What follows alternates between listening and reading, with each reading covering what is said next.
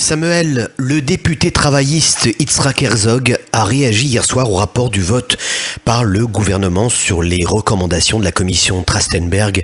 Nous étions persuadés que Netanyahou ne voulait rien changer, mais maintenant, nous constatons qu'il n'en a pas non plus le pouvoir. Son gouvernement se trouve dans une impasse, tant au niveau social que politique. Il doit se rendre à l'évidence, le peuple doit se prononcer par des élections anticipées. Êtes-vous d'accord avec lui ? Bonjour Simon et bonjour à tous. Non, je ne suis pas d'accord du tout.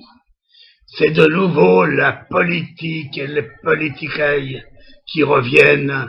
Herzog vient de perdre l'élection pour la direction de son parti.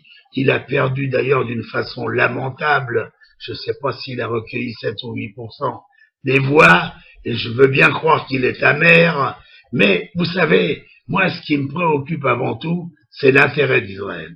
Alors l'intérêt d'Israël, c'est pas obligatoirement d'adopter le plan de proposition de la commission Trachtenberg.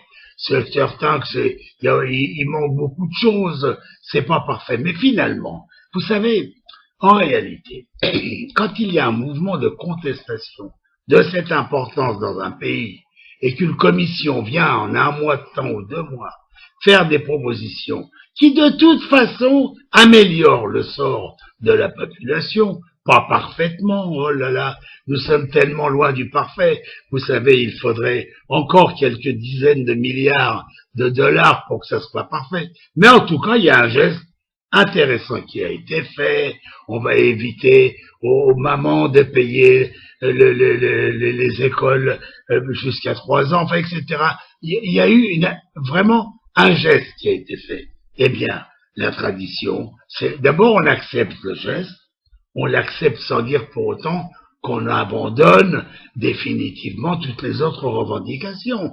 On est en démocratie, on peut accepter et continuer. Bon, alors ça aurait été, si vous voulez, de la part des responsables des partis politiques, un geste intéressant de dire oui, on accepte ça, mais on continue la lutte pour améliorer encore d'autres choses.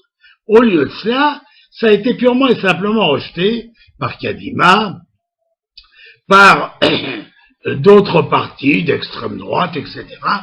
Et en réalité, vous savez pourquoi la plupart des partis ont rejeté cette proposition au lieu de l'accepter, comme je le dis précédemment, et de demander encore plus de choses. Non, ils l'ont rejeté parce que ils ne tirent, eux, aucun bénéfice politique de cette action, que ce soit la gauche, avec le Marar, que ce soit Kadima, et comme ils ne tirent aucun bénéfice politique, ben, ils préfèrent rejeter. Voilà. C'est ça, si vous voulez, un petit peu la petite politique d'Israël. Chacun tire la couverture de son côté, chacun cherche à défendre les intérêts de son organisation politique, de son parti politique, et on en est là. Alors, il va quand même falloir que nous devenions un peu plus raisonnables. La décision de la commission Trachtenberg, elle n'est pas, je le répète encore une fois, suffisante, mais il faut commencer par l'appliquer.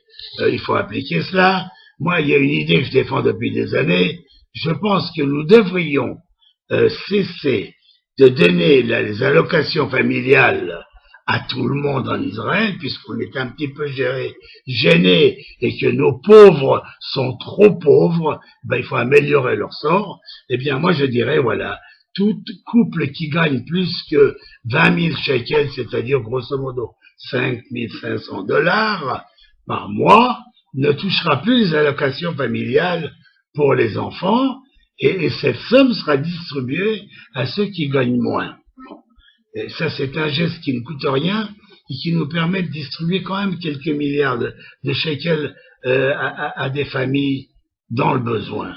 Bon, on peut améliorer les choses comme ça par saccade. On ne doit pas tout régler d'un seul coup. Et surtout, on doit s'abstenir quand le peuple est malheureux, quand le peuple est mal servi, mal défendu, même par ses politiciens. On doit s'occuper de ce peuple, parce que sinon, eh bien, vous savez, il faudra dire aux politiciens, sinon vous allez retourner à la maison et on va prendre d'autres politiciens qui vont peut-être, eux, être intéressés à défendre ce peuple au lieu de faire de la politique à longueur d'année. Voilà. Alors, si vous voulez, je suis quand même un petit peu en colère. Je trouve qu'on exagère. Je hais cette décision de tous les partis politiques qui ont rejeté la décision de Trachtenberg brutalement, uniquement parce qu'ils ne sont pas satisfaits du bénéfice politique qu'ils pourraient tirer de cette opération. Je hais cette façon de gouverner et j'espère qu'on va quand même se prendre un jour en main parce que si 400 000 personnes sont descendues dans la rue pour hurler leur détresse, il faudrait quand même s'en occuper un jour. Et faites attention, messieurs les politiciens, que le jour où vous voudrez vous en occuper, ça ne soit pas trop tard pour vous. Merci à vous.